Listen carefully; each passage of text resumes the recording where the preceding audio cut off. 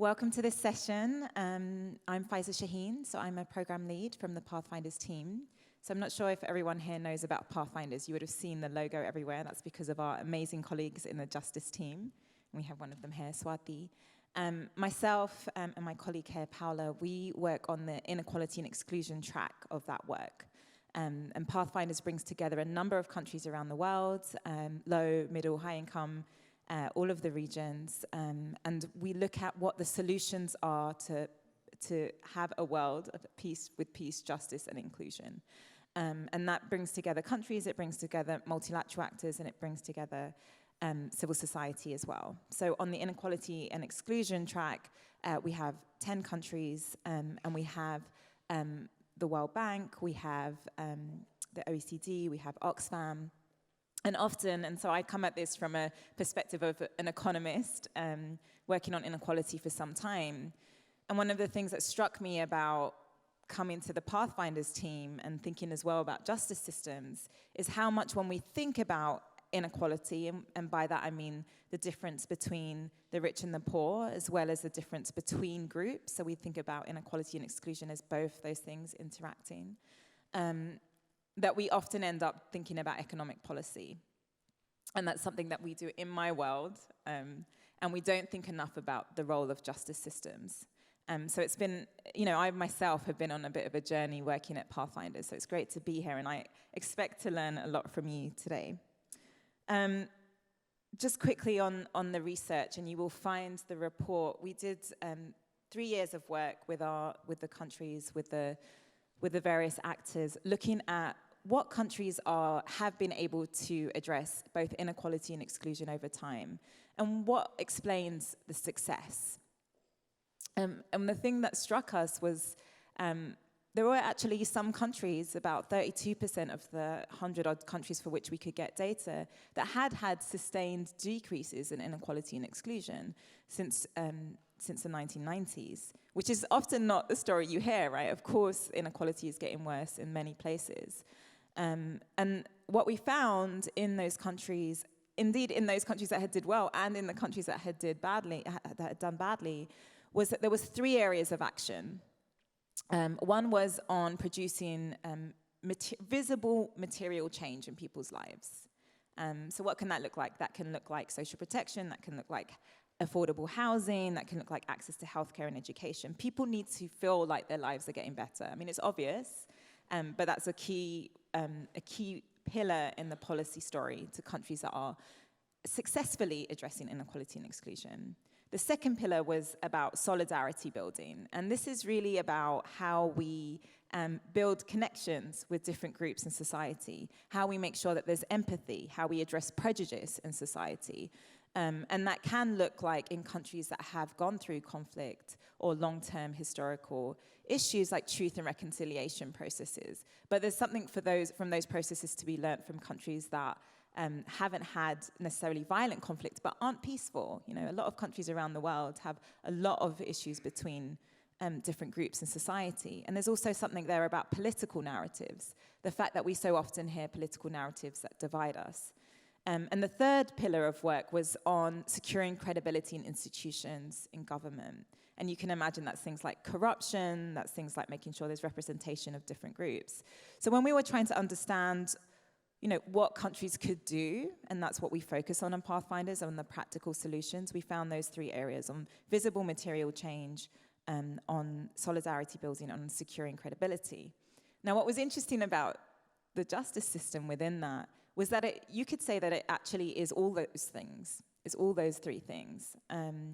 When people have access to justice that is fair to them, that helps them with their everyday problems, it actually does result in visible change in their lives. It helps to build trust in institutions, and also makes them feel like they're part of society. So, the justice system and delivering a justice system is critical in that story. I have had some issues with justice over the years, and I'm sure people could tell different stories. Some years ago, I was working at the Home Office. It was an internship. I was like 19 years old, and it was the Youth Offenders Unit, so in the UK, in London, and I would get to go to go and observe youth justice courts, of which were quite shocking. And even all these years later, I still remember vividly watching really poor child after poor child, often from foster homes, often young boys, young black boys, come in and be judged by people in the UK with very posh accents, who were white, who had very little understanding of their lives, judged harshly for small things that they had done in their lives, and without reference to the difficult situations in which they were growing up in. And when I look back at that now, you know, one, I think about how that system was an injustice system. You know, those young people had lots of interaction with the legal system, but it was a system that was putting them, making sure that they stayed in their place, that they were going to continue to be poor, continue to struggle.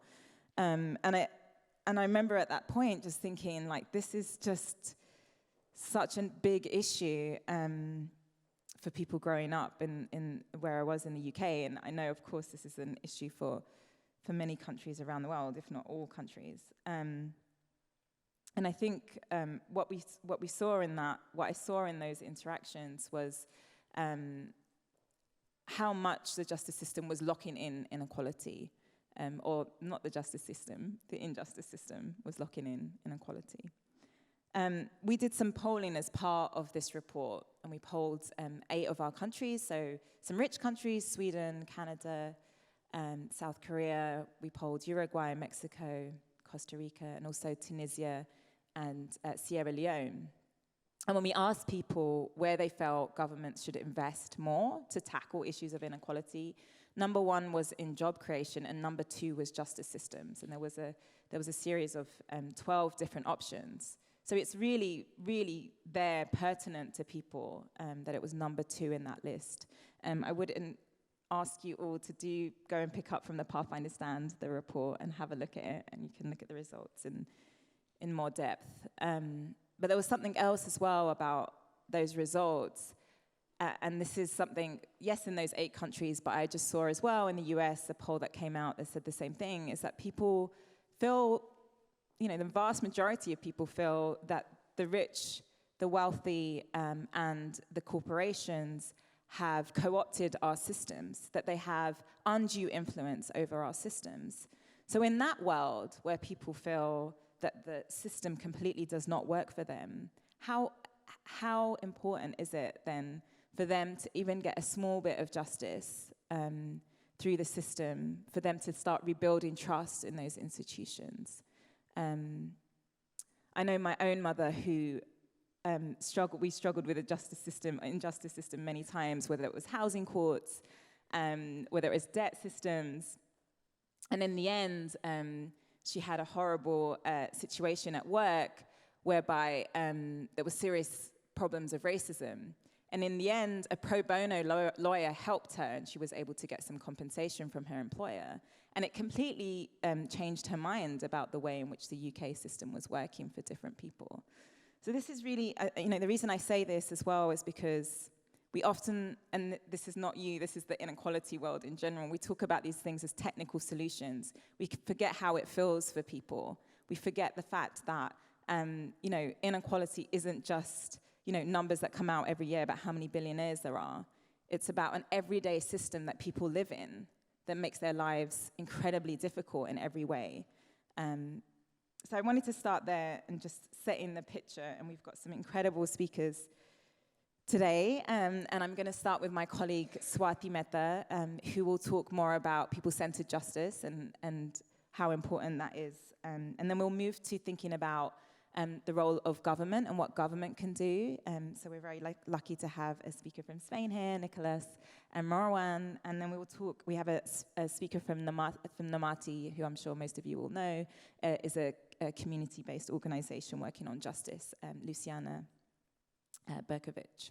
So I will start and hand over to Swati. And we look forward, I want to make this as interactive as possible, so interested in stories of the injustice system, and also of practical solutions, and anything that sparks your interest of this discussion. But I'll hand over to Swati. Thank you. Thanks, Faiza. I will step down. I hate sitting on these chairs. and talking about injustice, inequality, high chairs, short people. Seems as if it's fair, all of them are the same height, but doesn't work out the same. I have a 7-year-old going on 17. I remember when she was about 2 and I could kind of still control what she eats, and I tried not to give her sweets. I remember once when she was about 2, I gave her like 1 candy, and her cousin, who's my niece, I gave her about 7 and 10.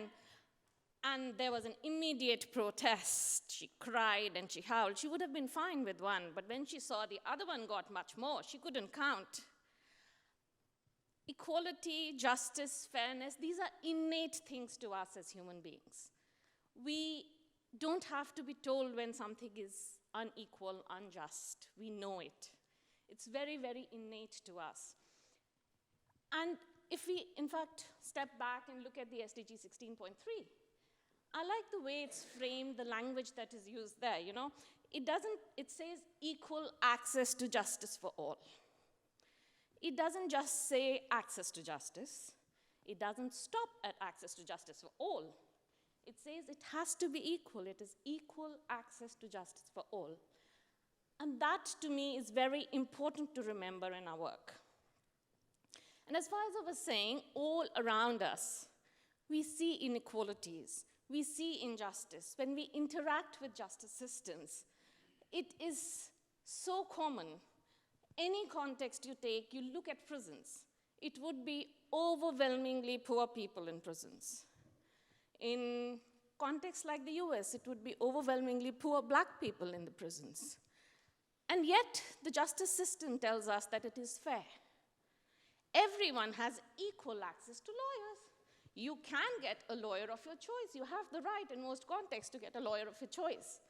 But what does that statement mean? If my access is determined by how much money I have, what kind of lawyer I get. Can I afford a lawyer? What kind of lawyer can I afford will determine whether I go to prison or not.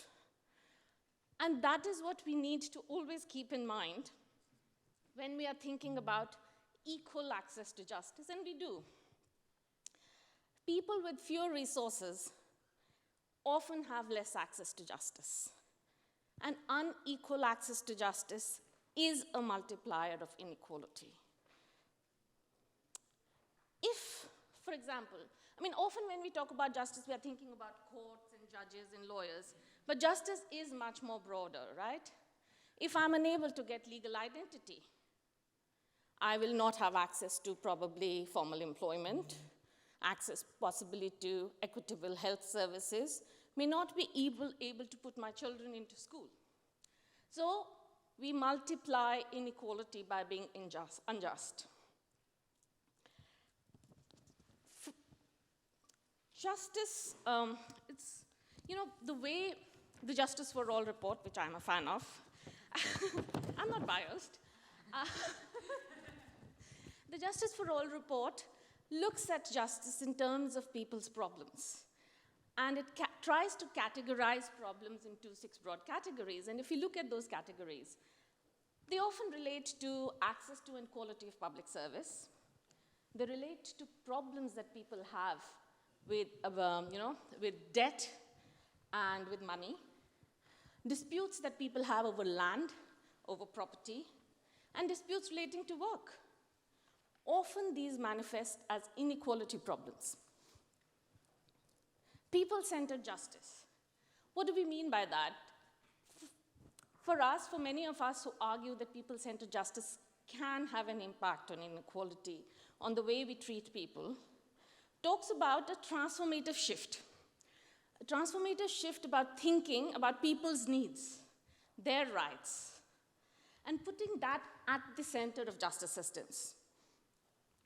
Not only justice systems, but all kinds of policies that are coming out of those systems and services that come out of those systems. And how do you enable institutions then to respond effectively and credibly to people's problems? Whenever I hear access to justice, and when people are talking about access to justice, often there is this pretense that the justice system is working fine. There is a problem with access. There is a barrier. As if you remove that barrier, everything is fine. You know, it's about distance, it's about cost, but the system is fine. And we probably need to take a step back and think about, is the system fine? Who is it serving? How is it serving? The way this report, which I'm a fan of, describes access to justice, it says it's best understood as the ability of people to actually prevent and resolve their problems and use justice as a platform to be able to participate in their society and in the economies.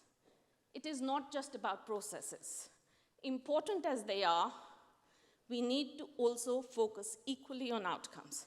Are people able to resolve their problems? Are they able to prevent them? How do you do that? How do you have people-centered justice systems? What does this mean for policy? First thing is to invest in data and evidence. We need to know what are people's problems. How do they experience it? What is their experience? What are their justice journeys and experiences of justice systems?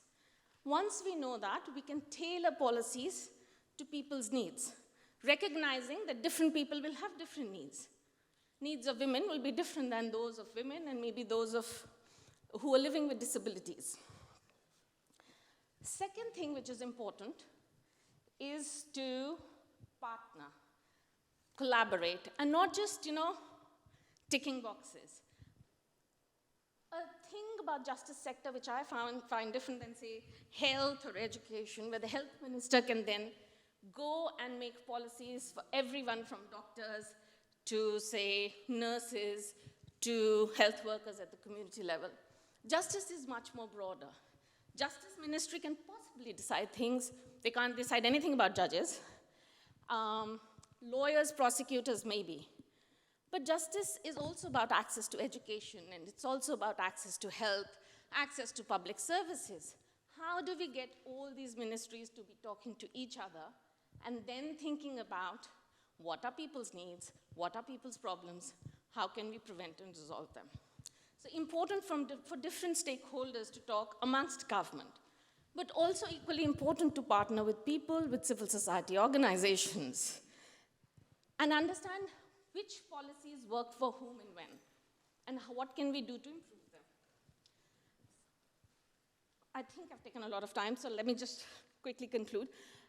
Justice, fairness, and equality always go hand in hand to build mutual trust, as Faisal was saying, between people, between communities, and between nations. They lie at the heart of social contract. You cannot talk about the one without the other.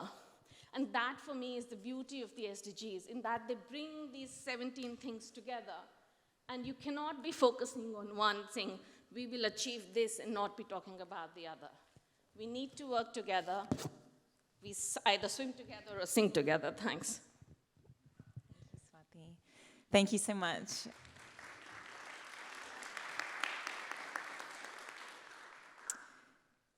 Thank you so much, Swati. And I was just thinking while you were speaking that it's not just the access to justice issue, right? It's the actual, what rules are you accessing? Who are those rules written for? Which parts of society are benefiting from those rules? So people talk often about some people can play by the rules and some people can't. But often when you look at systems, the rules are set to protect certain groups, certain privileged groups. With that, I'm going to hand over to Nicholas, who is going to talk to us about Spain, and I don't want to get your job title wrong, so you can go ahead and say it. But yeah, I think what we want to do today is to understand, of course, there are national level levers, and there's more local and community-based levers in building a justice system. So I'll hand over. Thank you, Nicholas. Thank you, Faisa. Thank you, and thanks for the Pathfinders and for the World Justice Forum for inviting me.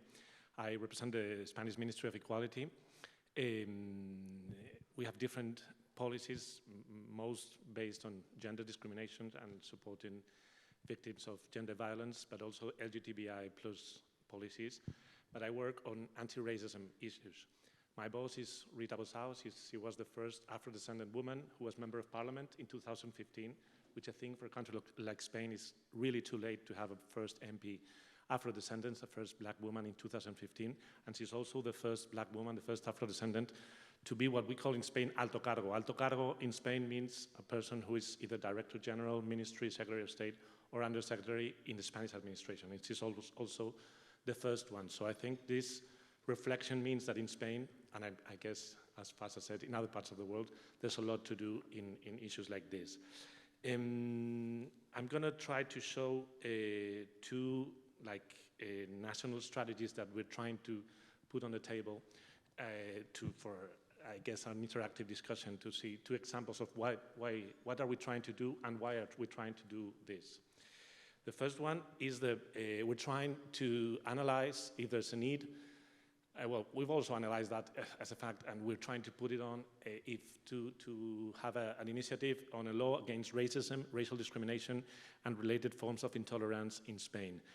We're already in the phase of we've already done a public consultation. We've done a proposal for the society. We're obliged by it when we want to do a law for a month and a half, and we received a lot of proposals from the citizens, from the Spanish citizens, and in order what should be in that law. And what kind of proposals, and why do we think there is a need for a law against racism, racial discrimination, and related forms of intolerance in Spain?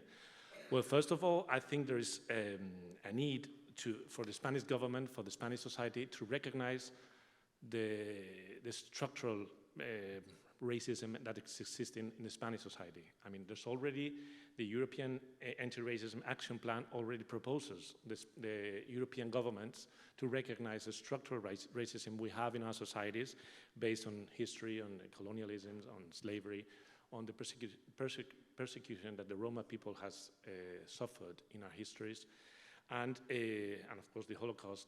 And based on that, which will inform all the law, we hope, because at the moment we've had this public consultation, and now we're negotiating the different texts of the law in the different aspects that I will show you with the different ministries and also with civil society. We're trying to, after this public consultation, we've consulted all the citizens. We're trying to see what's feasible and how we do that. Before that, we did a study on comparative legal study of what kind of legal norms are being done. Well, I was going to say all around the world, but no, we did it specifically on Europe, North and South America, and some countries of Africa. And another principle we want to inform the law, of course, and it's done in all the laws that come from the Ministry of Equality, is the intersectional perspective, which will inform the law. We are very clear that girls and women do not suffer racism in the same form as men, and it has an intersectional, and they suffer also the gender discrimination.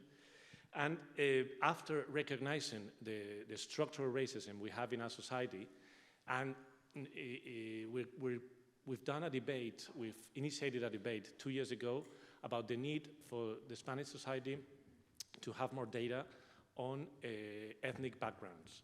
The national statistic, we have had several meetings with national statistics, with the protection data, Spanish Protection Data Agency, several ministries, several councils, about why we don't have data on ethnic origin and if it's feasible to have it. Because, for example, especially the elderly or the Roma people are very afraid of this kind of data because of what happened in the past.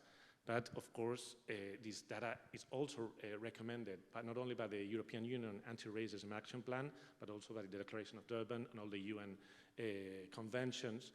But especially continental Europe doesn't have this kind of data. It's also being this debate in the European Commission. We're in the equality data subgroup in the equality data that is run by the European Commission, and this debate is taking on. But I think we need to have, not only in Spain, but in Europe, as a lot of Anglo-Saxon and South American countries have, we need data on how Afro-descendant people or Roma people or Arab people that are living in Spain have access to university, are in the employment, how many have suffered COVID, and in what consequences. We don't have this kind of data. And for the fight against racism, we think it is a need. And we want the law in order to see how are we going to get this data, of course, with the principles of voluntariness, anonymity, and self-identification, and to see what kind of data we need and what are we going to do with this data. And the third step after having this data is to put on some measures which have not been put on in the area of anti-racism, which is positive action. We have already the legal standards to do it by the European directives, by the Spanish law, but we're not quite there. For example, in the justice system, there's not a representation. I mean, my boss is the first Afro-descendant woman in parliament and in the Spanish administration. But in the judicial system, in the prosecutor system, you don't see any Afro-descendant woman or man. You don't see any Roma people. And if they are, for example, they are in the Spanish police, but they're afraid of coming out as Roma people. So I think there is not only a need, but also to do some reports on how the diversity in the different bodies of our public bodies and also the private are supposed to do these positive actions and how we should do it. And we started this debate on how we should do this in this Hope Future Law. Another strategy that I comment that we're trying to put in the table, well, in this one we're a bit more advanced, is to provide an independent assistance to victims of discrimination in pursuing their complaints about discrimination and about hate crimes. We're obliged by that. Every country in the European Union is obliged by this, by the 2000/43 directive. But at least in Spain, when we started this work 2 years ago, we found that the system was very poor. It was very poor because we didn't have offices in every regional regional community, in every autonomous community. It was very poor because it didn't have a lot of human resources and budget.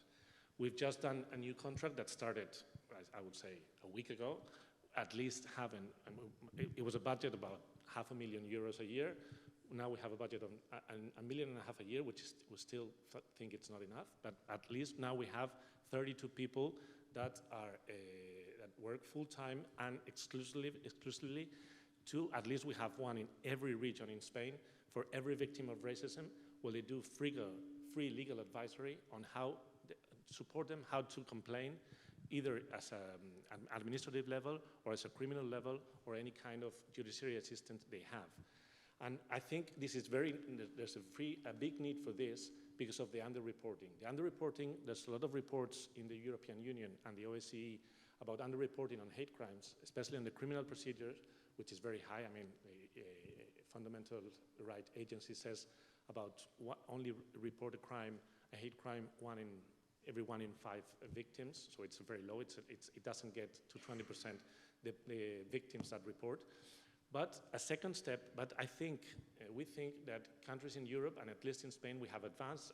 You were asking for some things that have worked. I think we've made big steps, not only Spain, several countries in Europe, on getting better on the systems on hate crimes. In Spain, we have specialized prosecutors on hate crimes in every province. We have a special office in the police on dealing with hate crimes. But racism is not only about hate crimes. Racism, what victims suffer every day, it doesn't have to be cataloged as hate crimes, but there's a big need on seeing what kind of other sanctions, of other needs on everyday racism that victims suffer, which most of them, and that's good, it's not a hate crime. And the underreporting in those kind of discrimination offenses, maybe that you suffer in your labor, in your workplace, or at education, or hate speech, because in hate speech we have, we believe most of it it could be a criminal offense, and there's already a lot of jurisprudence on what kind of hate speech is criminal, but there's a lot of hate speech that it's not criminal, but it should have an offense that doesn't have to be criminal, but it could be an administrative sanction or other kind. And that's the other thing that we think it needs to be a good step of the future law against racism, racial discrimination, and related forms of intolerance.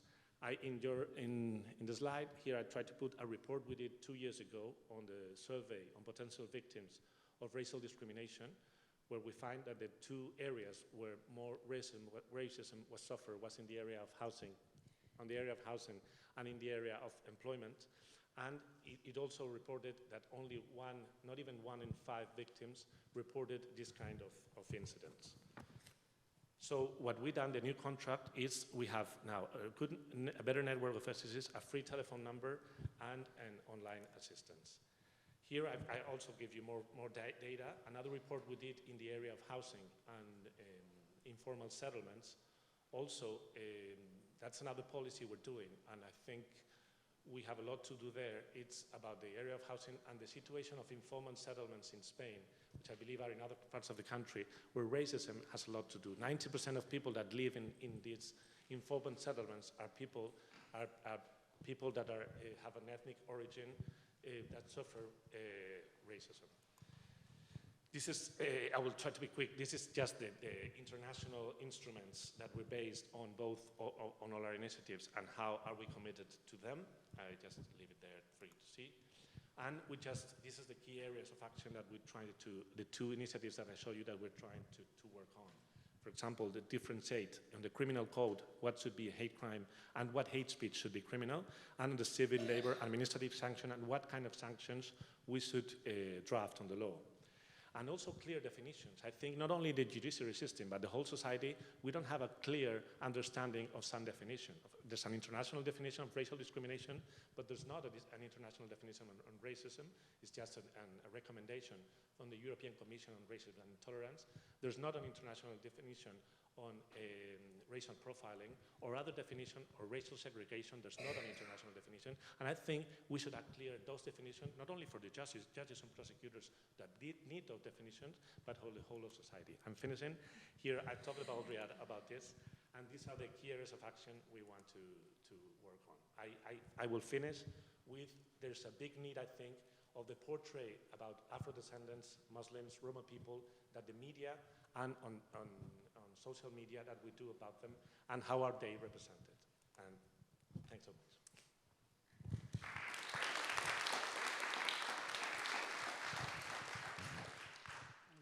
Thank you so much, Nicholas. I've already got a few questions for you, and I'm sure people in the audience do too, but we're just going to take Luciana's intervention now, and then I will hand over. Yeah, go on, stand. Do what you want. Go on. We are talking about inequality, and we are like here, so we were talking, and like we tried to be not on the stage, but it was not possible because of the recording. So first of all, thank you very much for the invitation and for bringing this topic here, for bringing and bringing especially the report. I really appreciate when I read the report on inequality, all the enormous work that you have there, and especially on how to focus on specific solutions. When you talk about inequality, this is a huge problem globally, and in general, we are paralyzed with how we can address inequality in the world, and having this perspective on very concrete, even small solutions, I really appreciate in the report, and I'll try to follow that example today, trying to think on very, very small things that we are doing in the network, trying to support communities and reduce inequalities. Actually, when Paola Carina invited me, first I thought on bringing information that you have on the different kind of discrimination and inequality that our members in the network work with. And I thought, for sure, we all know the diagnostics and the information, but what we need to work on is on concrete solutions on that. So I'm here representing the Legal Empowerment Network, that is a community that is convened by Namati. And it's a community of more than 10,000 members, individuals, and 2,000 organizations that work directly with community that are disadvantaged and excluded in societies to help them to know, use, and shape the law. So our members work with different strategies on legal empowerment, combining law with organization. So thinking that working with communities, helping them to organize, community organizing, and then using the law to advance on their rights. An organization uses various kinds of methodologies. Many of our members use what we call community-based paralegals. That is a way people from the community that are trained to use the law and to help their own community to solve their problem, and are intermediary between institutions and community. Some other organizations work on what we call community lawyering or movement lawyering, that are lawyers or professionals that work directly with the community and help them to solve the problem, but with an approach that is the community leading the problems. And some organizations also work on social accountability and other methodologies. And in a very big range of topics, including people with disability, environmental justice, gender, etc., etc. Within the network, so I saw that we are a lot of people in the network, so we organize our agenda regionally and thematically. So my role, I coordinate and I lead our work in Latin America. So we have regional groups. Each group defines the priorities and the topics that they work together. And we also have some cross-thematic groups globally. And within the groups at regional and thematic level, we work in 3 areas. The first and more important is on learning. Learning each other and learning from other organizations what they are doing and trying to not reinvent the wheel all the time. So we have different initiatives on that. Some specific that are on learning exchange. So one time just to stay together and learn from each other and with different methodology. But then we are also building something that we call the shared learning agenda for the legal empowerment field. That is trying to build more evidence on the role of legal empowerment and community-based justice work has to improve access to justice. So we are working on that with many people that is around here in this learning agenda. We also work on building a community and building solidarity. So in this moment of the war, it's very important to have global solidarity and to support each other in difficult moments. And we also work on collective action at regional and global level in different topics. Actually, 2 days ago, we were here with Karina presenting in Latin America the Regional Alliance on Access to Justice. So we are working regionally in Latin America, trying to build a common agenda on access to justice and trying that legal empowerment is part of the understanding and the rules that are implemented in Latin America to improve access to justice. So I made the exercise that I was invited to do on identifying concrete learnings. So this idea very, very concrete and the learning that we are having within the network and conversations we have with our members on how to work on this connection between inequality and justice, and especially when you work with groups that are structurally excluded and discriminated, how to work and how to use the justice to reduce inequalities. And in general, when you talk about learning, sometimes you talk about fails that you had in the past and things that were not well. But so I was trying to do this exercise and thinking on specific learnings that we in the network and me personally. So before joining the network, I was working in Argentina in an organization called the Civil Association for Equality and Justice, working specifically on informal settlements and supporting organizations and communities to improve their rights. So I'm going to focus on 3 concrete learning that we and with our members has. The first one is when we talk about inequality, we think of the big inequality. So the richest and the poorest, the gender inequality. But there is an inequality that we also face in our daily work, that is the inequality of power between the organizations and the lawyers and the community we work with. Is that there is an equality of power there. So we work with communities and in general, the organizations, the institutions, the lawyers that work with communities, we have more power and there is a power relation there that we deal in our everyday work. So how we work on that, and this is one of the main learning that we also discuss with our members, is how to reduce this inequality and how to work with the organizations to make them the lead of the situations of the problem. And here is where legal empowerment has an important role. Here is where, with legal empowerment strategies, probably the process is longer, is more difficult, need more compromise, need time also to help on the community building process. But we think that is the only way to bring justice in a way that is structural, that is not just solving a small problem, it's just helping people to be empowered to resolve this problem, but also in the future, because probably if they have this problem, have many other problems that are not in the table in this moment, but they are also facing.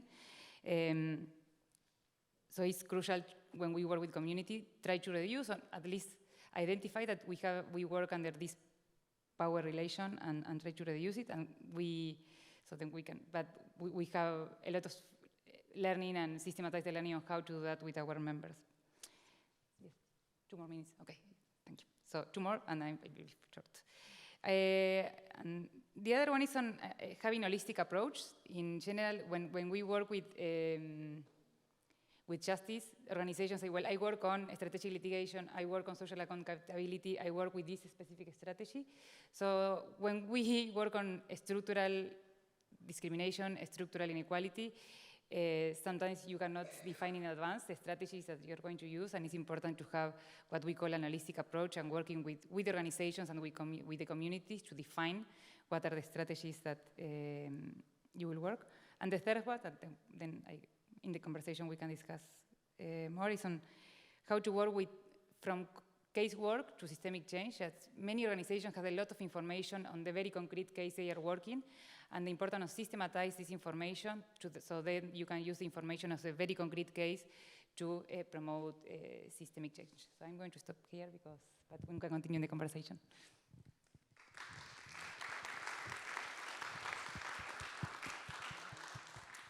Many thanks, Luciana, and always impressed and inspired by the work that Namati do. We were in Sierra Leone earlier on in the year and meeting your partners there, and they were helping the community really address a land issue because the government was planning to build something there that they were not happy about. And so, just hearing about the ways in which Namati supports community justice is always really inspiring. And you always, through doing that work, highlight the gaps and problems with the structures when you look at it from the ground up from communities.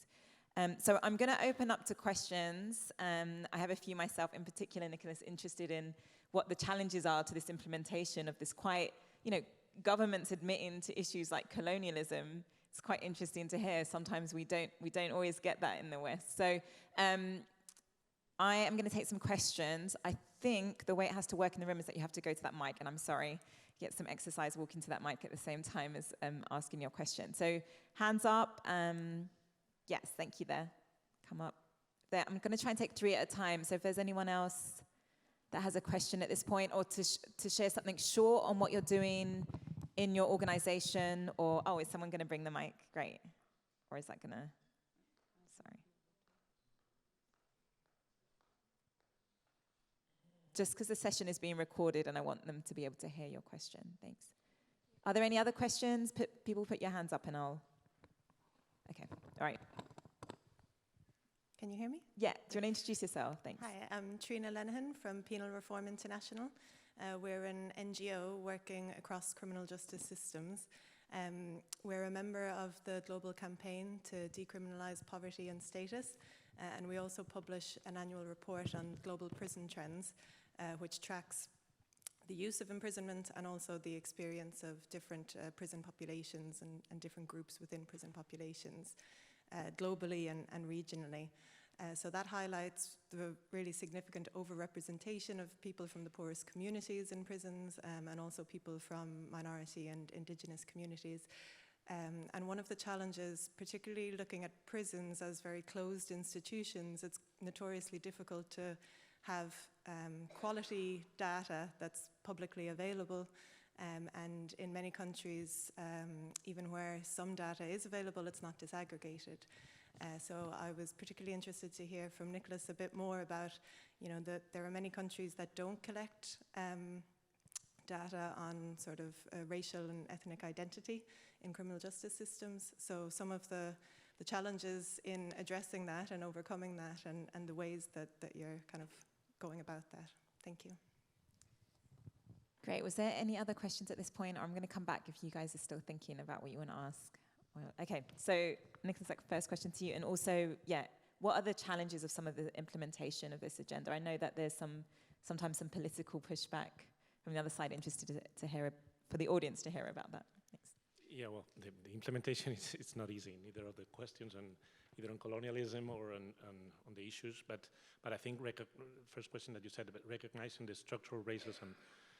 It's a proposal from the European Union anti-racism plan, and I think it's important because it's a proposal that the European Commission sense to all the European Union countries to recognize the structural racism that it is in our societies. And I think it's not only a call, it is for the governments, but not only for the governments, it's for the whole of society.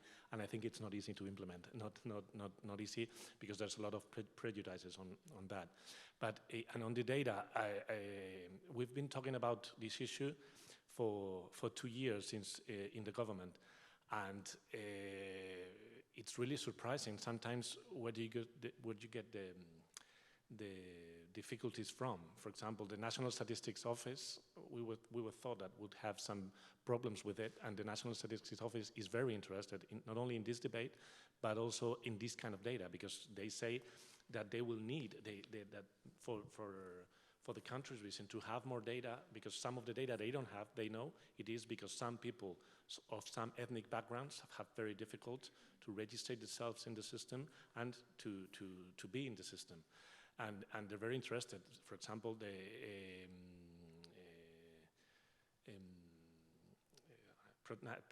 Agency Protection, Data Protection Agency also didn't have any kind of problems. There was a false rumor, and I think it was not only in Spain, there were some data protection issues with this kind of data. And it's not. I mean, there is, because you have to do it in a way. It has to be voluntary. It cannot be in some registers of the census, but the census in Europe is not being done with the administrative registers. I mean, the census, it is not linked to your name and surname. This is done by huge surveys, which are not linked to your name and surname. So the question of identity and the question of national data is quite well protected. So the National Agency for Data Protection didn't put a lot of problems. Where do we get the problems from? Because a lot of people see the interest of the information and the need for the information, especially not only for racial discrimination, but also for people feeling represented in different areas of society, it's very linked with racial discrimination. For example, it was fear from the past, from some, especially in the Roma people, the elderly ones, but also there's a lot of, I don't know the exact word to say, but in some places of the government, there's like, what kind of problems are we going to have with this data? I mean, it's fear for something that they know it's going to help, but it's like it's reluctant to change. I mean, they've been doing these things for so many years. And this debate in the Spanish government, but we also are having this debate in this subgroup. I'll tell you about equality data at the European level. And, well, it's good because some countries have already changed. For example, Italy is doing now some samples on Roma people done by the National Statistics Office. But again, they're having the same problems with some generations of elderly, I think Roma and other groups, and also in the government. And Portugal is also has already done a survey on these kind of questions, but it's not going to be public, which I don't understand why. And I mean, a lot of countries are moving, but others are completely opposed. I think, for example, France is completely opposed to this kind of data. Thank you. If there's anyone that would like to add about experiences on data collection, I know that it's interesting to hear about misinformation, about lack of trust from the communities to even fill in those kinds of forms, but also that governments and communities don't always want to hear bad news, right? If you collect this data, often it will show huge inequalities. And so that's in part why some countries don't want to collect the data. Of course, there are financial barriers as well. We were just in Jordan at an Arab Equality Forum, and countries saying we're trying to collect this and this, but it's very expensive, and disaggregation of data. And one thing that we have to always do is, whether it's interested in the Spain strategy around even looking at housing, is that you have to disaggregate the data every time, right? This is a mainstreaming of policy across the board. I don't know, Swati, if you wanted to say anything on this issue of data, or where you've seen, perhaps from the work that you guys have been doing, countries kind of have some progress on this issue, or any thoughts? I think what we experience is data in justice is very complex, as I mentioned earlier, right? Because so judiciaries collect their own kind of data, which is often not public, and then You will probably have data on policing perhaps being collected by certain parts of the government. You will have prosecution data being collected differently, and none of that comes together. And then health, and then education. So when we talk about justice data, the key problem that lies is how do you bring all of that together? Much of the data is not being collected. The focus again is on the formal system. So whatever data is being collected is related often, when it's done by the governments, is related to formal systems. And we know that a huge majority of people are not going to the formal system. There is enough data by now to show very few people approach, in terms of percentages, the formal justice system. And what happens to that huge majority which is not going? How are they resolving data? There is a change. It's not that things are not moving. Their countries are collecting legal needs surveys. They're trying to understand where people are going. How are they trying to resolve this? And more countries are becoming interested. I mean, Colombia, for example, is trying to do that now. It is expensive, as you say. So finance has become an issue. How do you do? So many countries try to kind of collect data relating to justice in their, national statistics kind of data collection processes. Many countries are also trying to, partner with civil society and see how we can also use qualitative data and bring that into the fold when they are collecting quantitative data. South Africa, I know, is trying that. So there are things happening, but it is still very disparate, too little, and we're trying to figure out how do we get and make it more institutional. Thank you, Swati. Interventions from the audience? Yeah, this gentleman here, thanks. Thank you. Good morning, all. My name is Roberto Obando. I'm the Director of Peace, Justice, and Security at the Pan American Development Foundation. We are based in Washington, D.C., with offices throughout Latin America and the Caribbean, and we promote individual, community, and national development efforts in the region. This is more of an individual question of mine. I know that it's almost impossible to work at the community level, then policy responses, and also on top of that, electoral political system change. But I'm wondering if you could reflect a little bit on how political narratives, behaviors, and ideas from leaders, current or candidates who will become leaders, are shaping the issue of equality and inclusion, some of which not only say maybe at the earlier, well, it is important inclusion and equality, and then they don't follow through once they're in power, but nowadays we're seeing that they are saying, I do not care about equality and inclusion. They get elected anyway with that platform of, inequality and not inclusion. So, I would like to hear your thoughts on that political, feature these days. Thank you so much for that really important question. Of course, these issues have been weaponized and are being used almost to win votes. The constituents of the population sometimes that feel like equality is somehow a threat to them. But we'll come back to the panel on that. Were there any other questions? There's someone here, and then we'll come to this person here. Thanks. Hi, I'm Siddharth D'Souza. I'm from Justice Adda Law and Design Social Venture in India, and I'm also a researcher at Tilburg University. My question is for Swati and Luciana. We talked about people-centered justice, and I was curious if you could help outline how this concept is different, if at all, from legal empowerment, or what are the kinds of intersections that you see, and what sort of additional value does it bring? Thank you. And just, there's one question here. Thank you.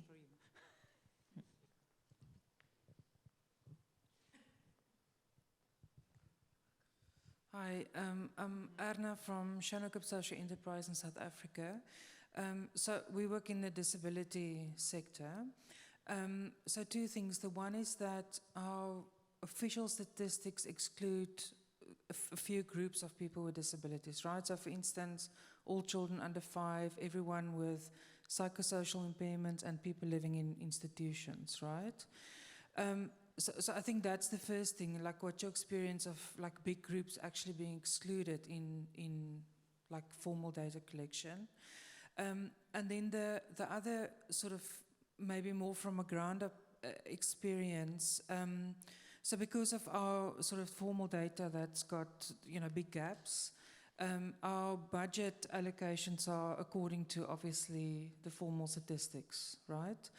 And often we get, when we are working in the field, we get therapists and nurses almost not wanting to know of children, for instance, in my case, with disabilities not having assistive technology because they can't do anything. So it's almost like on a professional level, you feel completely disempowered because you know of 100 kids without devices, but you can't change that. So it's almost on a very personal level, making you feel like, yes, it's cool that there's all of these data, but actually I don't have a budget to assist in that way. So we get quite a lot of pushback from, I almost want to say from a personal, ethical, your hands are tied because you actually can't do your job without that. So I just wondered if you have the same experience, and from a very personal point of view, how do you respond to that? Thank you so much for sharing that experience. I'll come to in another. We've got some time, so let's answer these questions, and then we'll come back to you. Thank you. Should we start, Luciana, with you? If you want to come back on those questions, and especially this point about the frustration of even when you have the data, you just don't have the system or the financing, etc., to kind of follow up on those inequalities within the justice system. Well, thank you very much. All of the questions are super interesting, so I'm going to address shortly the three of them. Related on data, on when you have the data, what we can do with this data and how we can go to the system and have solutions. Of course, this depending on the context and what kind of solution and the context of the different institutions that you can use. But when I was talking on a holistic approach, probably it's not only one door. It's if you have data and information, probably use the media to bring this data to the media, using social mobilization, going to the court. So depending to the context, but trying to identify all the different doors that you have and not only select one in general words, but this is a problem. And in general, and another problem that many organizations have, they have the data, but how to systematize this data, and it's very difficult. And for community-based organizations, having the capacity to use data and to systematize it and identify what's the data that can give them concrete wins and concrete solutions is difficult. And the other point that I think, coming to the previous question on data, is the importance of building communities-based data and having methodologies and good methodologies to do it, so this information can be also used. So in general, we talk about the information that is built from the state and surveys, but how communities itself can produce data that can be used in policies, I think is a crucial aspect, and some organization has experience on that. On the question on authoritarianism and the context that we are living in some countries, specifically in Latin America, but around the world, and what organizations can do and how we can work when the speech on inequality is not equality is not important. It's difficult. We are in our region. Yesterday we were in a similar conversation, and we know that 3 of our members, they lose their legal status and they cannot work in the country. So there are many contexts where the situation is difficult now. Of course, we always can show solidarity at international level, trying to provide support to our members, but we know that this is happening. And for that reason, trying to build arguments, trying to build another narrative and counter-narrative to that is crucial, a narrative that can go to society, and society can see clarity, why equality is important, why justice is important is crucial, but yes, we are living in a difficult context for that in many countries. And people-centered and legal empowerment, very, very good question. Actually, we think that it's the same, but we understand that when we talk about people-centered, it's much easier to understand what we are talking about. Is people-centered is start where the problem is, that is legal empowerment, that start there and go and accompany people in the total journey of their problem, like from where the problem is to the institution, to the solution, and the solution is effective. And in this people center also is that having this bottom up, but also thinking on how to strengthen institutions, so working in the two levels, it's important, but I think it's very similar.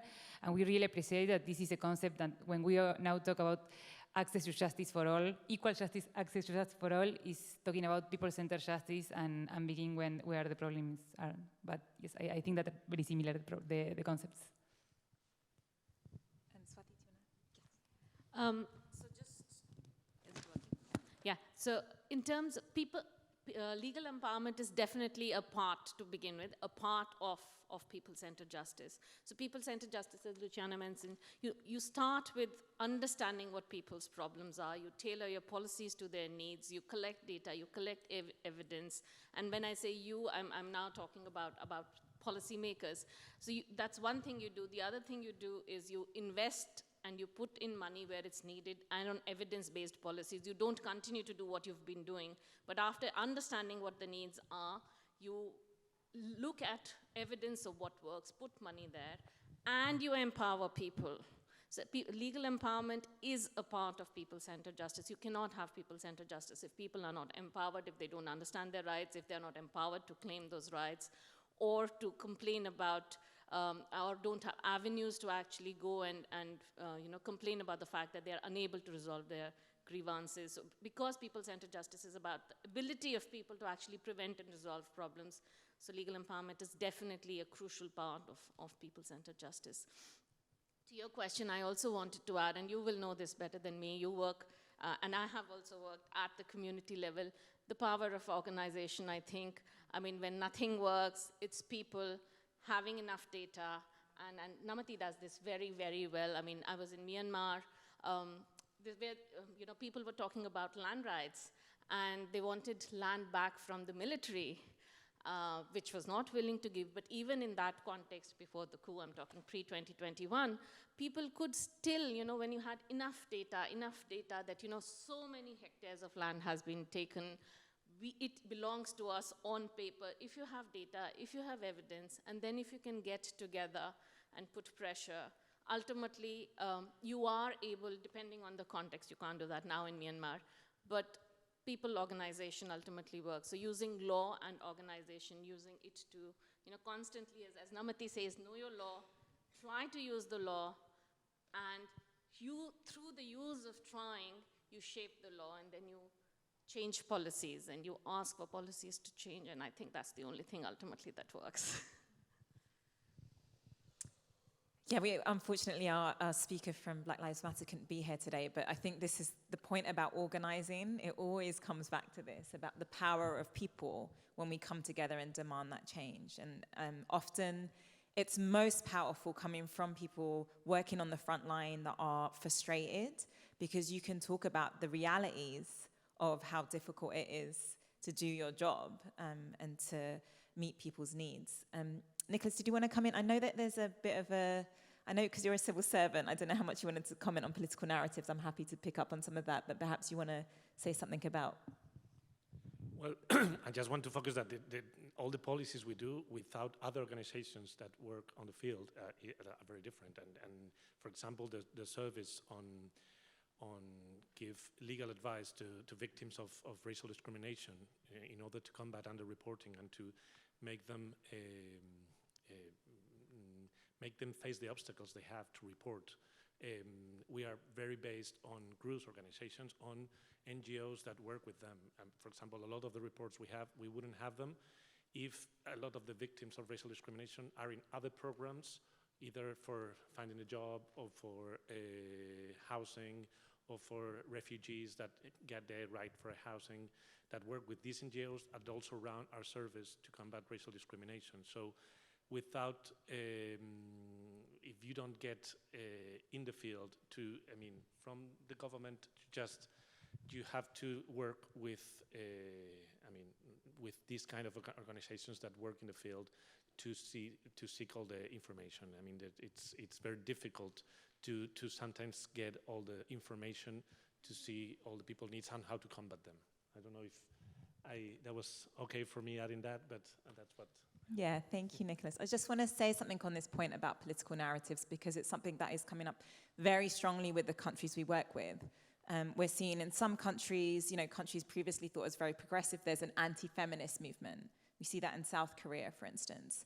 We've seen in some countries that we work with that political parties, governments that manage to move forward on, say, gay rights, they are labeled as only for gay people. And what is happening is a very clever division, a way in which to put a line in and say, any action on equality is somehow running against the interests of majority or privileged populations, when actually a lot of the sorts of policies you could put in place, and you'll see it in the report that we wrote, which aren't just about important legal changes, they are about access to affordable housing, digital inclusion, access to universal healthcare.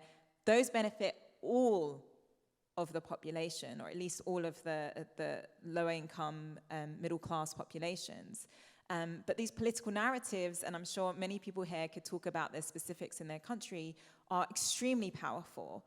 In the country that I'm from in the UK, or even the other country that my mum's from in Pakistan, these are, really, whether it's based on religion, whether it's based on race, and whether it's to do with gender, whether it's even to do with opinions on action needed on climate. And we see it in the US, we're based in New York, of course, we see it there as well. I myself used to do a lot of media, and I remember being in a studio and the issue of racism had come up, and I was told by someone in a different political part of the spectrum from me, I put it that way, that I was causing division by talking about racism. That's the real thing, that you are the problem because you're bringing up the problem and you're causing division.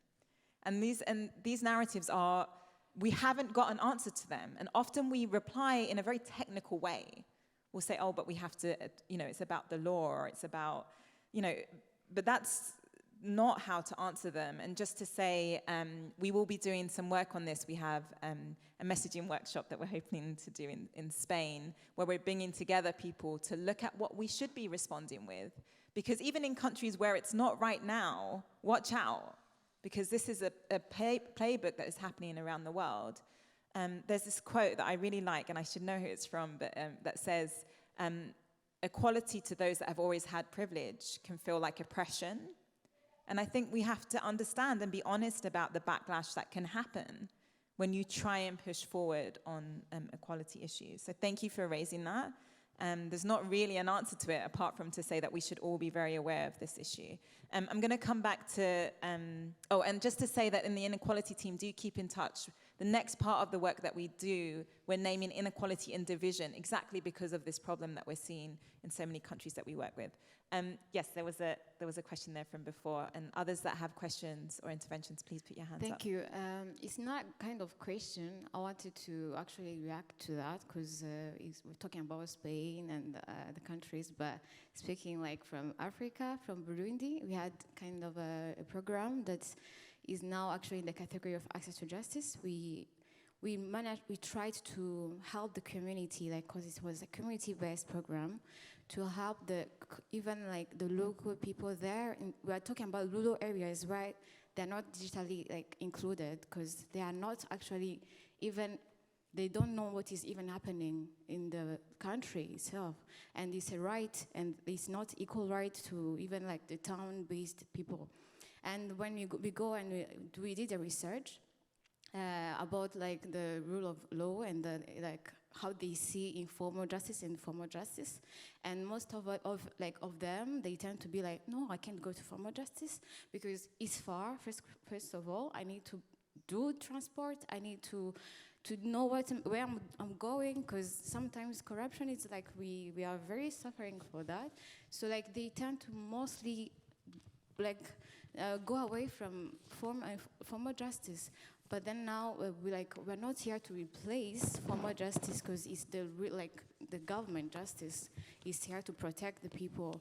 And having informal justice, the mediators that we trained, paralegals, they were actually helping them to guide the people in the community, and also to to let them know of their rights, because they are doing the dialogues in the community, and they can just have 30 minutes from the farm and come and listen like, I didn't know that I had rights to this. Because when they go there, they actually say, no, you can't talk to someone in like court, you can't ask a question, you can't do this. And most we tend to feel that we are talking, and the recommendations we said in the research was, we say bottom-up approaches, we go down there, but we find ourselves going to top-down, and the government, the authorities there, they guide us like, okay, go there. But the need is not actually needed there, but we need to align with the two approaches and be like, I need to also train the authorities to help organizations that are coming to help exactly with the right need, because we might be telling them you deserve this, but they don't actually want that to hear that.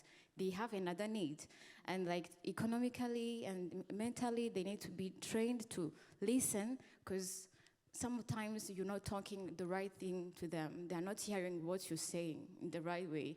And like we felt I should contribute to digital for the data. Like some of them lost their cases, like that happens 10 years, and be like, I had the case here, and they say, we no longer see it, because maybe someone came and went with it, so it's like, gone case, and they need to redo again to call the test. Even people who died later on, they can't find people. So it's not equal, it's not inclusion, and we need to see how we can make it right to rural areas, and actually in Africa, because I think Spain and Burundi sometimes is like, the context is not the same. Yeah, no, thank you so much for that intervention. And I really like this idea as well of educating up. Sometimes often the people making the rules, and even that might care, they're quite far from where the problems lie. And so we do need a process of that educating up, and I'll come back to Luciana and Swati. I'm sure you'll have something to say on that. And I know, Nicolas, you guys have been doing some work in some informal settlements as well. Thank you so much for that intervention. Okay, I'll take a couple quick, if you could be quick, I'm just aware of time now, but this always happens, everyone thinks of things towards the end, right? Hi, sorry. Thank you. Yes, hi. Tanya Chopra from the American Bar Association's Rule of Law Initiative. I just have two comments. And first of all, on the terminology, and I know it's always something boring to drill into, but thank you for your question. I've been struggling with that the whole conference so far. So, and legal empowerment goes much further back than Namati, of course. And in the early 2000s, the first articles on legal empowerment came out. At the same time, we were talking about customary justice and justice sector reform, sort of the first feeble attempts. Then in 2006, the World Bank's Justice for the Poor program started tracking user perspectives on justice, understanding, what this means also for institution building and so forth. And when I heard the term people-centered justice, I was getting very confused. So I think we have been talking about these issues actually for quite some time, and we probably need to be careful not to drop into too many silos, because we're actually talking about the same thing. Anyway, despite that, I very much appreciate the work on people-centered justice, because it is the key issue. It is the elephant in the room. And I very much enjoyed all of your presentations, but specifically that of, you're from Pathfinders, right?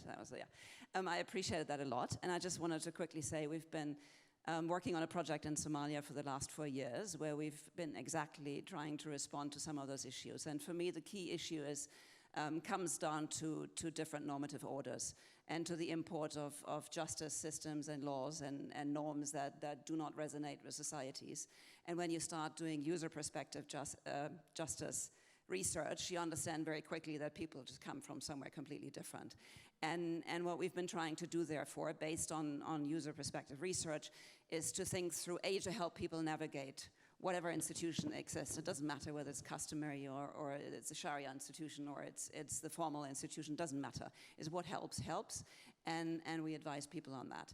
And the second point is the question how to feed local normative orders into the formal justice sector. How do you adjust laws that they actually serve society? And they're not just something, that was imported and nobody really cares about. And because ultimately you want to have laws and institutions that have an effect on society. So how do you, shape that whole body that it actually responds to people's needs? And that's the key question. Thank you. Thank you so much for that intervention. I'll take these last three here. If you could be short, that would be great. There's someone in the back there, yeah. Hello, my name is Lissa Green. I'm a student from the University of Houston. And obviously I live in America, and we face an interesting trend that's going on where essentially education as well as books are going towards a trend of where people begin to hide history that feels uncomfortable for them. And as a student in higher education, it is something that I think is very interesting, as well as depressing, looking at younger kids not having the same education that I had, especially education on some of the harder things that we should face as a country. I wanted to get your opinion, or maybe your solution, for how to encourage people to have uncomfortable conversations such as those on racism and inequality, especially considering the way that our country is going at this time. Thank you so much for that. Okay, let me just take these two at the front here. Thank you. Yeah, this one, and then there's one more. So I'm Gemma. Thank you so much for your presentation, by the way. I'm Gemma, and I'm a student of international relations here in Leiden. And I just wanted to ask about this concept of people-centered justice and how you think this might be translated into international law and inequality between states and justice between states. Do you think it's possible for this to be translated to this level, and should it be? And if so, how? Thank you again. Thank you, that's a really great question, thank you. And there was just this person here, thanks. Thank you very much. Shireen Lau from Impunity Watch. I just have a question for Luciana, actually, but also for the panel to reflect on one of the learnings that you shared, which I think was really important, about the power relations between you and the communities with which you work as well, which I think is this idea of power dynamics is a very important aspect that we should all be keeping in mind. And so I was wondering if you could expand on that a bit more and then share your experiences, all your experiences on how you make sure in your work that you're not perpetuating the same injustices and structural oppressions, that because it's not a given. It's an assumption that we don't do it, but it's not a given. So I'd be really interested to hear that. Yeah, thank you so much for that. I remember doing some research on working class people's experiences where they found prejudice, and they said the place that they found the most prejudice was in interaction when they went to go and get benefits or get housing advice. That's when so it's a really great question, thank you. What I'm going to ask, because we've only got 10 minutes left, for each of you to respond to some of what came up there, and there was a bit for you there, Luciana, and just to end with one reason why you have hope in this, working on this sector. Have you got the mic? Wow, we have 10 minutes, a lot of questions and to think about hope. So on the question I would like to talk about this rural-urban question on how to work on access to justice in the different areas. And I think it's a crucial one, because you cannot work in the same way in rural and urban areas where you have the proximity of institutions and the possibility to have offices close. Even when there are programs that work on proximity, they always work on communities that have some size, or so remote communities that are small in general do not have this access. And especially during the pandemic, when the technology divide and the problem of access to justice, this increases a lot. So we had some surveys and studies on how communities access to justice during the pandemic, especially rural communities, and there were a lot of challenges on that. So on that reason, I think that this kind of methodology, having paralegals and having people in the communities that know the law, but not only though, as they mentioned, only how to use it, because sometimes something that happens is there are trainees on knowing the law, so going to the communities and know your rights, these are your rights. But if you don't know how to use it, sometimes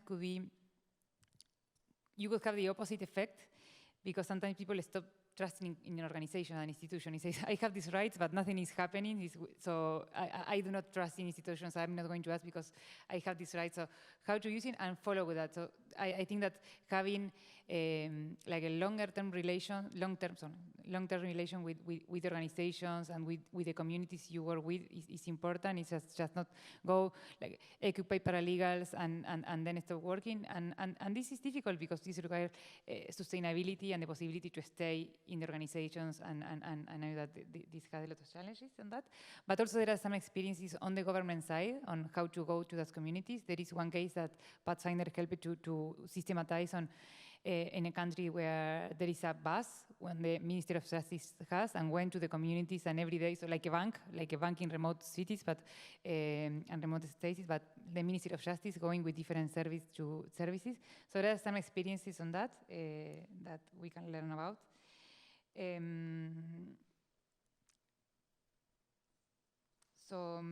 Do you want to say something on this point here about making sure that you don't yes, reflect the same power structures? Yes, I was thinking on concrete examples of that. This is challenging, and the things that you need to have this on mind all the time.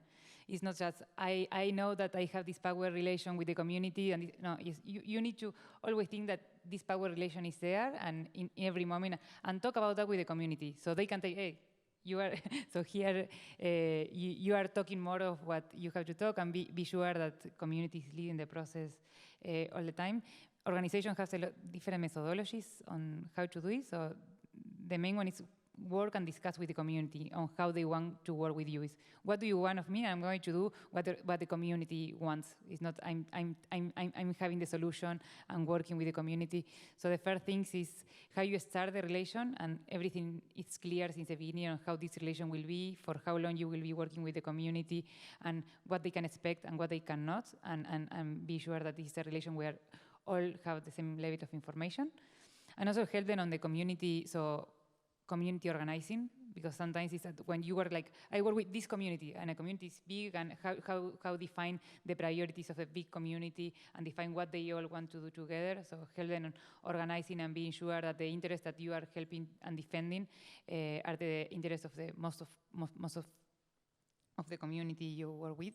But the main thing is that having this present all the time, because it's not just I'm aware of this, trying to identify when you are having a conduct that is based on the power that you have, and ask the community to let you know when you are doing it.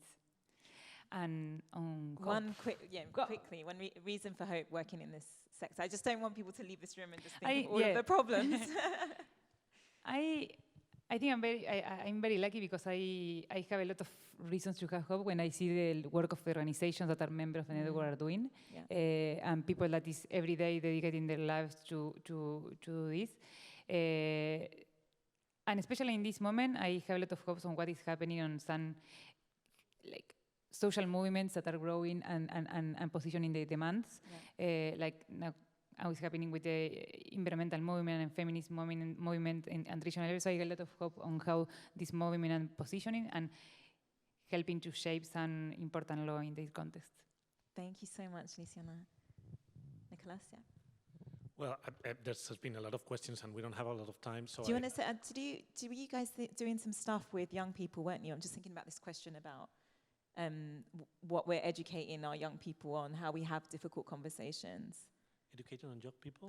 On kind of difficult conversations about histories. I know that you had like a week where you was like a... Yeah. We have an anti-racism week. I mean, the 21st of March was the International Day Against Racial Discrimination, and the 25th of March was the International Day of Recognizing, Remembering Slavery.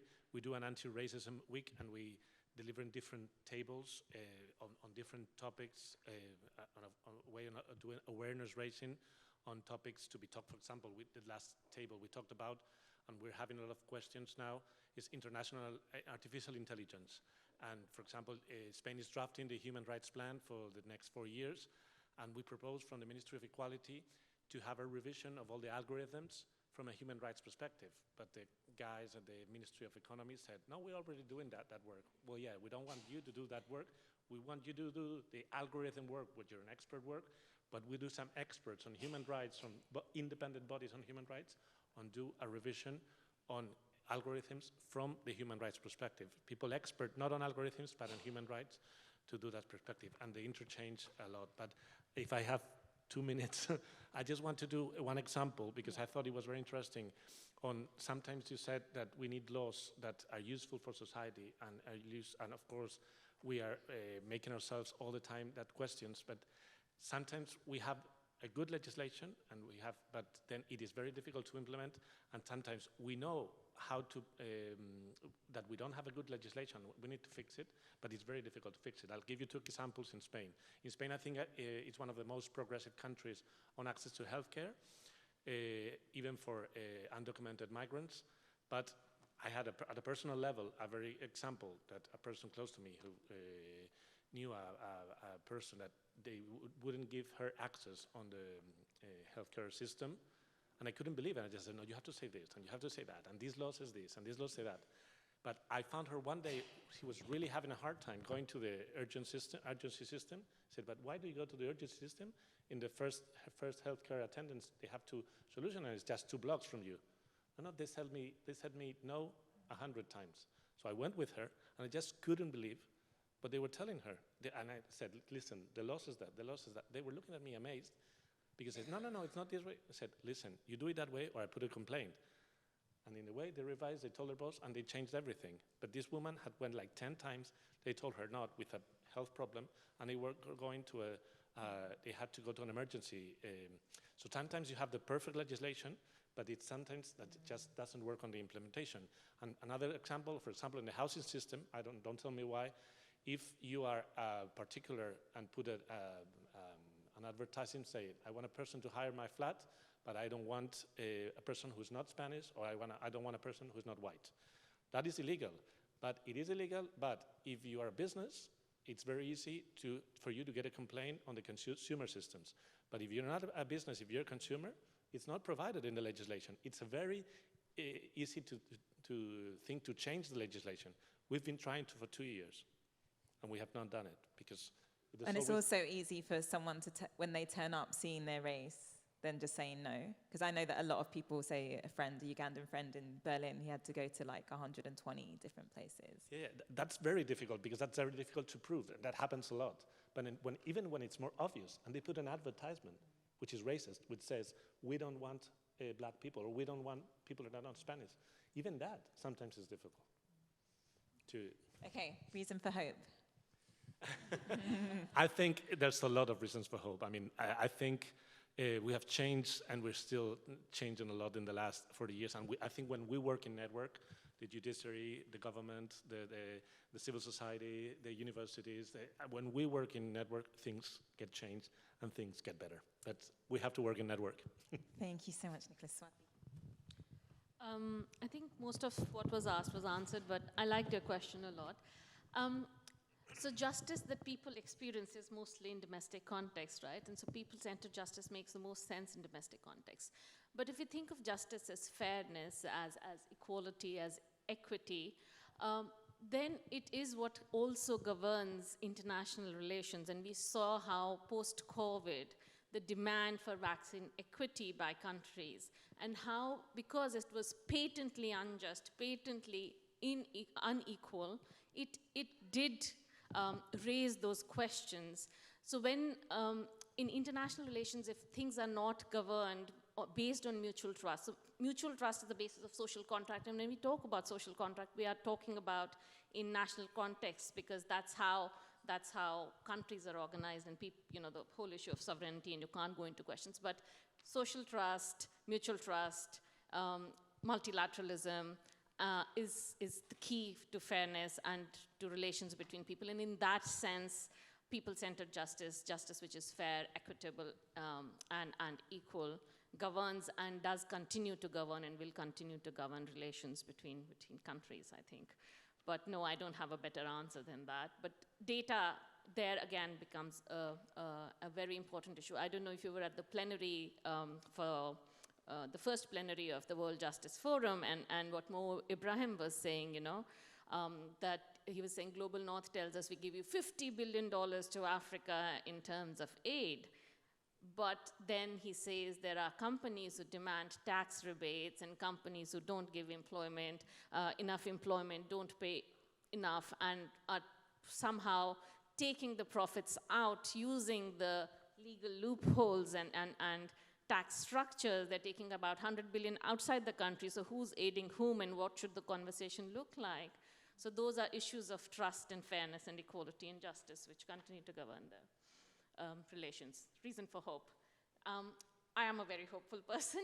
In all this depression, which is a depressing world that you see around, I think people give me a lot of hope. Relations between people gives me a lot of hope. I think things like this World Justice Forum, the ability to be here after this pandemic.